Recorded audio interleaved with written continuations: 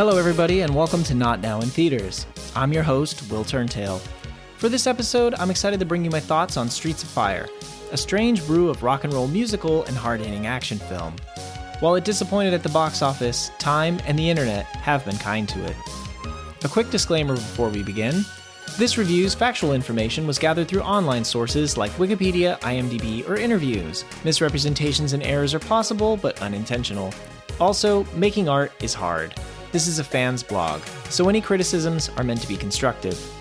Reference photos linked in the transcript are copyrighted by the Internet Movie Database. Alright, with that out of the way, let's move on with the show. Streets of Fire 1984 review, Walter Hill's action fable where 50s bikers kidnap an 80s pop star. Director Walter Hill will be forever famous for The Warriors, the film where colorful New York street gangs are as interested in coordinated, daring fashion choices as guarding their turf. But that movie has a lesser-known, distant cousin, Streets of Fire. And I struggled to think of a film that blends together as many aesthetics as this rock and roll fable does.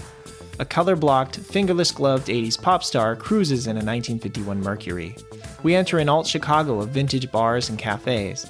It's an actioner with a comic book tone, yet eschews bloodshed and drops musical numbers. And there's young love in the plot, and the baby-faced villains and heroes you'd find in a high school movie. But risky films capture the imagination, but rarely the public. For all its creativity, Streets of Fire didn't burn up the box office. It brought back just $8.1 million of its $14.5 million budget. Still, it's a film with a fan base and influence, even outside Hollywood. For example, there have long been rumors that classic video game brawlers like Final Fight may have taken cues from the movie, a game that curiously has a main character also named Cody. So is Streets of Fire a good movie? The plot of Streets of Fire. Young pop singer Ellen Aim, played by Diane Lane, returns home to play a concert in her hometown called the Richmond, which is a fictional city district. The city is bubbling for Ellen's return, and the concert hall is cracking with energy when she takes the stage. But during Ellen's performance, a goth kid biker named Raven Shattuck, played by Willem Dafoe, orders his gang, the Bombers, to rush the stage. They kidnap Ellen, beat the crap out of anyone getting in their way, and take off. Reva Cody, played by Deborah Van Valkenburg, a local waitress who watched the whole thing go down, is shocked by the kidnapping. With the police useless, Reva telegrams her brother, former soldier Tom Cody, played by Michael Paré, for help. Soon, Tom sets off on a mission to rescue Ellen. His new sidekick, McCoy, played by Amy Madigan, and Ellen's business manager, Billy Fish, Rick Moranis, come along to help. Punches are thrown, shots get fired, and eventually the sledgehammer meets sledgehammer in a dangerous duel. The rest of the main cast you can read in the show notes transcript. Alright, so now that you understand the plot, let's talk about some good things from Streets of Fire. I'll give out a few points for all the stuff I liked, deduct for a few things I didn't think worked as well, and we'll add up the arbitrary point score at the end. Good thing number 1, 2 eras of world building, plus 10 points. Inspired by George Lucas's Star Wars, iconically set a long time ago in a galaxy far, far away, Streets of Fire's pre-movie text blurb tells you these events are in, quote, another time, another place. And yeah, the production design lives up to that tagline. While there are modern-looking, by 80s standards, train systems, much of the clothing and vehicles resemble the 1950s. The 3 city districts shown in the film, the Richmond, the Strip, and the Battery, are mostly depicted at night.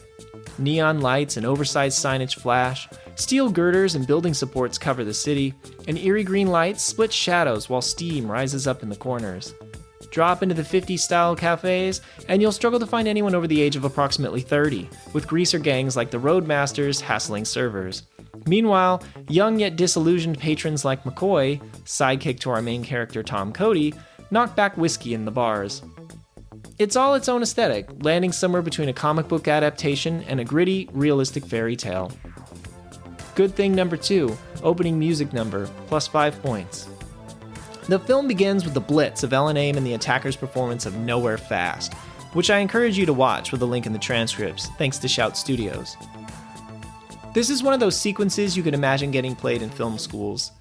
In approximately 5 minutes, the opening sequence of Ellen Aim's performance blasts you with high energy and roaring exposition that snaps you into the film. First, the camera rises from just outside the music venue to Aim's name on the marquee. Then, there is a barrage of micro crosscuts for the rest of the first 37 seconds. The camera and editing give you a mini tour of the city as Reva Cody and other Richmond residents end their workdays and flood in for the concert. On stage, Diane Lane's Ellen Aim, lip-syncing, brings the poise and charisma of a young pop star, and the crowd of extras is lively in this mock, would-be music video. Setting the stage between good and evil, we cross-cut between the happy concert and Shattuck's gang, riding their way through the Richmond streets and on their way to the venue. Billy Fish, played by Rick Moranis, Ellen Aim's boyfriend and manager, must have cheaped out on security. Through an exit door, the bombers waltz mysteriously into the venue. As Ellen Aim keeps belting her song out on stage, we watch the biker gang sift through the crowd, obscured in shadows and static against the bobbing crowd. But as Ellen Aim is finishing her opening number, the light is oh so slowly brought up on the face of Willem Dafoe's Raven Shattuck, who is fixated on her. It's clever lighting and, combined with the languid pacing of Shattuck's reveal, a fully cinematic moment. This rockin' opening sequence is my favorite part of the movie by a mile. It whips through a lot of exposition, and other than the concert venue's announcer, there's no dialogue, just well-executed visual storytelling from director Walter Hill, cast, and crew. Good thing number 3, quick-fire cuts, plus 3 points. The rapid-fire opening isn't the only time the editing comes to life. Throughout the film, the editing keeps ticking things over. And at times, the editing goes more unorthodox, almost surreal. For example, when the song Sorcerer is played, we cut back and forth between our characters returning to the Richmond, yet interspersed with fades to black, in time to the music. Then we follow the characters, interspersed with shots of Ellen Aim singing. It's an interesting interlude, a quasi-music video stuck right into the thick of the film. Good thing number 4, notable cast, plus 2 points. The cast was more unknown at the movie's release, but if you scan the roster now, you'll recognize these names. The film features an early performance by 18-year-old Diane Lane. Rick Moranis, of Ghostbusters, plays well against his usual goof type as a cynical, jerky music manager. Bill Paxton, Aliens, plays a geeky bartender, which is right in his wheelhouse if you know anything about his career. But the best of them is Willem Dafoe's Shattuck. Gaunt and menacing, he's a twisted, dark-seeming soul who might just be a bit kinky. Some have said they find Michael Paré's Tom Cody wooden. A performance writer Larry Gross, for one, singled out as helping to sink the movie. I'd have to see someone else in the role to judge that. Tom Cody is an action figure archetype you've seen plenty of times, and to Paré's credit, he lacks the lines that could separate him from other heroes in his mold. But whatever you think of his performance, Paré has the build and peach fuzzy face needed for the vulnerability of the role. A strong dog, but a puppy dog. Fun fact, rumor has it Tom Cruise was offered the lead of Tom Cody, but had to turn it down as he was committed to another project, which I think is Ridley Scott's Legend, but I'd have to check the timeline. No disrespect to Michael Paré, but what a miss for Universal Pictures, considering Cruise's future star power. Good thing number 5, Jim Steinman tunes, plus 2 points. And we've got some minor spoilers here, so if you don't want to hear those, just skip ahead a little bit, about 30 seconds or so. This movie is about a kidnapped 80s-style pop star, but you won't find catchy synthesizer fare. Ellen Aim isn't a mock Madonna or a Cyndi Lauper ripoff, and simplistic and catchy isn't the musical game here. For this rock and roll semi-musical, the filmmakers turned to legendary songwriter Jim Steinman, Bat Out of Hell, who wrote the opening and closing songs in his trademark somewhat operatic style known as Wagnerian rock. Opening number Nowhere Fast doesn't touch the heights of fare-like tracks from Prince and the Revolution in Purple Rain, though it can, but its driving beat and lyrics, with a pre-chorus and chorus for good measure, bring pulse-pounding theatrics. Lyric and vocal-heavy Tonight Is What It Means to Be Young, which Steinman apparently wrote in just 2 days, because he could, serves as the film's curtain closer. With choral quality, it tells the story of a romantic dream, fading out to a euphony of voices. It sets a compelling backdrop for one of the movie's best scenes. Okay, I was wrong. This is actually where the spoiler is, so you can skip here to the next chapter if you don't want to hear this part.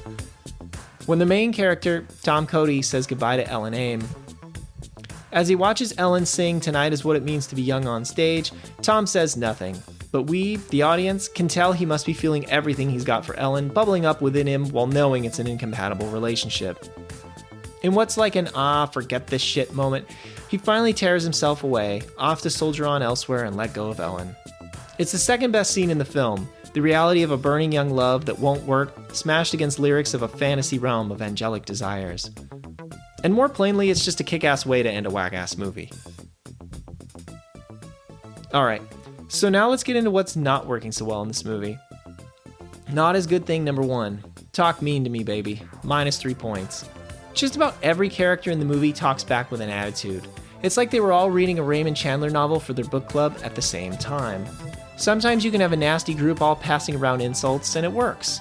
Take the film Heathers, for example, where you're incorporating a slang style within a social clique. Or think of the gangster rants of characters in Goodfellas.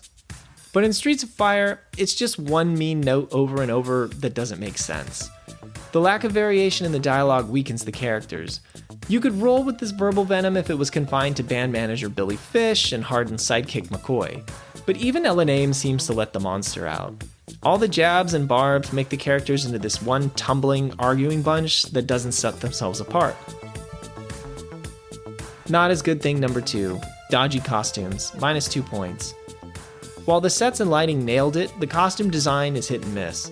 I dig the 50s bikers straight out of something like Marlon Brando's The Wild One, but Cody is just about the only tough guy I've seen trying to rock high-waisted trousers and suspenders who is not stuck in the 30s or 40s.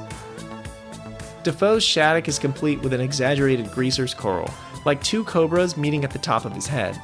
But for leisure wear, he curiously has the only pair of leather overalls I've ever seen. When he's donning this ridiculous fashion choice, I can't take him seriously, even if he wears the leather overalls while standing badass against a curtain of fire. Not as good thing number 3, mixed action, -3 points. The sledgehammer duel that ends the film is unexpected and entertaining, but the most significant action set piece is Cody and McCoy's raid on Torchy's club, where Shattuck and his gang hang out. Cody begins blasting gas tanks on bikers, causing the vehicles to explode and throw the rider. But it's really an aimless sequence. None of the many bikers seem to be able to figure out what's going on or confront Cody as he potshots them. And later, Cody starts knocking some of them down as they ride by, but again, where is the effort to stop him? It's confusing and lackluster. Cody isn't fighting anyone who meaningfully battles back, and a better sequence was needed. Not as good thing number 4, awkward moment, -1 point. Cody straight up deliberately smacks Ellen Aim, knocking her out. It's done for her protection, no really, so she won't follow him into danger. But it's one throwback piece of this film that is uncomfortable and bizarre, even for such a short moment. It's unnecessary. Aim could have been reluctantly persuaded to stay away from where Tom is headed or held back by McCoy so she can't follow him instead. Alright, so adding it up, Streets of Fire snags 11 arbitrary points. On my scale of let's not watch, should I watch, or go watch, that's gonna land this movie in my top go watch rating. The movie didn't fly with casual audiences, and you can understand why. A film throwing together action, musical pieces, and 80s and 50s culture wrapped up in a hardline fairy tale tone is challenging to market. But what made it fail at its release is what makes it worth your time today. It's a unique beast, because no other film combines aesthetics and trends from multiple eras like this one does. It has its flaws. Despite being directed by action guru Walter Hill, it isn't the most riveting action piece. And while it has plenty of characters along the way, it doesn't hit the heights of its rock-solid opening ever again. But that doesn't make it a bad time. Its visual style and editing are alluring. The music will absolutely rock fans of Jim Steinman, and its gritty fairy tale world is unique. So if you're in the mood for something creatively different, please check this one out. There's that old cliche of not making them like they used to, and I don't think anyone will make a movie that tries to incorporate so many different ideas like this one did ever again. Thank you so much for listening to my thoughts on Streets of Fire, directed by Walter Hill. You can watch the trailer on YouTube thanks to Shout Factory if you use the link in the description or the transcript. If you like this episode, please leave us a review. They make a massive difference for shows like ours. And if you've got a comment or a question, we'd love to hear from you on the Not Now in Theaters Instagram or Facebook pages. This podcast episode is a production copyright of Overegged Media LLC, located in Sacramento, California. Introduction music, Neon Laser Horizon by Kevin MacLeod of Incompetech.com, licensed under Creative Commons by Attribution 4.0 license. Exit music, Canon and D for 8-Bit Synths by Kevin MacLeod of Incompetech.com, licensed under Creative Commons by Attribution 4.0 license. Additional music, Newer Wave by Kevin MacLeod of Incompetech.com, licensed under Creative Commons by Attribution 4.0 license. Goodbye for now.